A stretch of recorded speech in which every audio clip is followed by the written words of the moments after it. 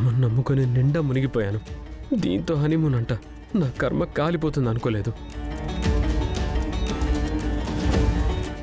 ఏంటండి ఏదో చలి జ్వరం వచ్చిన కుక్కపిల్లలా ఎందుకలా ముడుచుకొని కూర్చుంటున్నారు? ఇలా దగ్గరికి రండి. ఎందుకేంటి? మనం ఏమైనా తీర్థయాత్రలకు వెళ్తున్నామా? హనీమూన్కి వెళ్తున్నాం.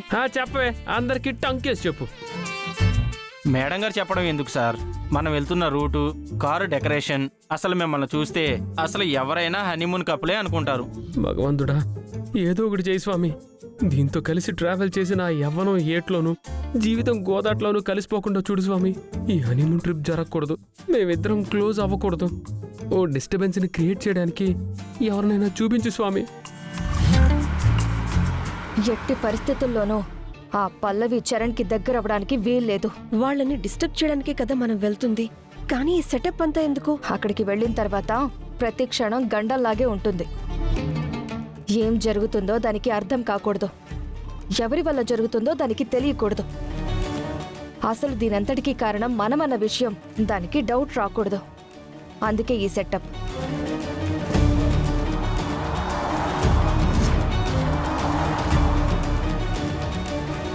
అబ్బా ఈ నెల కాదు, చెప్తాను. అబ్బా ఏంటే నవ్వులో పడుకున్నావేంటి? నాకు విపరీతమైన తలనొప్పి వస్తుందండి. నీతో బయలుదేరినప్పటి నుంచి నాకు హెడ్ఏక్ గా ఉంది. నేనెవరితో చెప్పుకోవాలి? హెడేక్ వస్తుందంటే కామెడీలు చేస్తారేంటి? Sir catch. ఏంటిది? Balm sir. మేడం గారికి హెడేక్ వస్తుంది అన్నారు కదా, కాస్త బామ్ నుదుటికి రాసి మసాజ్ చేయండి, తగ్గిపోతుంది. ఏంటి?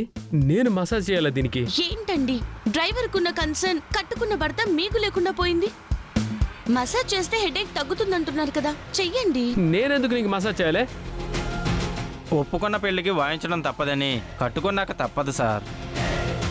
ఎదిగోండి, మీరు ఇలాగే లేట్ చేశారనుకోండి, హెడేక్ ఇలాగే పెరిగిపోతుంది. అది కాస్త ఏ మైగ్రేన్ నొప్పో అయ్యి తర్వాత ఇంకేదో అయ్యి నాకింకేదో అయ్యిందనుకోండి, మీరే కావాలని చేశారని హనీమూన్కి తీసుకొచ్చి భార్యను చంపేశారని రేపు పేపర్లో మీ ఫోటో వస్తుంది.